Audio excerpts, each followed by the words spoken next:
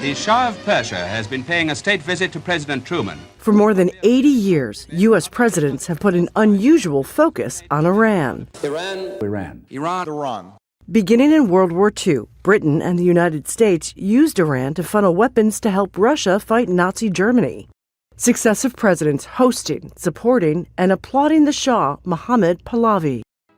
In 1952, U.S. President Dwight D. Eisenhower authorized Operation Ajax, giving the CIA authority to launch a coup, along with the British, to restore the Shah to power, after the Prime Minister, Mohammad Mossadegh, sought to nationalize the country's oil industry. President Eisenhower then sought to bolster the Shah with the Atoms for Peace program in 1957, giving Iran highly enriched uranium and training its scientists in hopes that it would encourage civilian use and not lead to building a nuclear weapon. Our defense, therefore, will be stronger if, under appropriate security safeguards, we share with our allies certain knowledge of the tactical use of our nuclear weapons.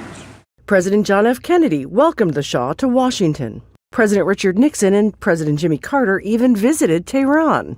Iran, because of the great leadership of the Shah, is an island of stability.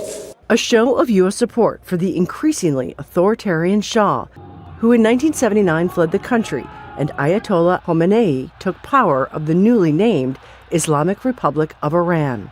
In November of 1979, when President Carter allowed the Shah to come to the U.S. for medical treatment, students took over the U.S. Embassy, taking 52 Americans hostage. That and a botched rescue all but assured Carter's defeat to Ronald Reagan.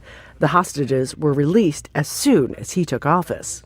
Fellow Americans. During President Reagan's time in office, the U.S. secretly supported Iraq in its war with Iran, providing intelligence and economic aid to the Iraqi military.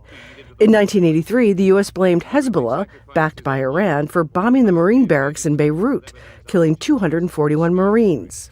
It was later uncovered that the Reagan administration was also secretly selling weapons to Iran in order to fund rebels in Nicaragua. And in 1988, tensions increased when the U.S. Navy accidentally shot down an Iranian passenger jet, killing the 290 people on board. Modern presidents continued to try to pressure Iran with increasing sanctions, but after the September 11th attacks, then President George W. Bush put Iran high on the nation's enemies list, including it, along with North Korea and Iraq, in the axis of evil. Iran aggressively pursues these weapons and exports terror, while an unelected few repress the Iranian people's hope for freedom.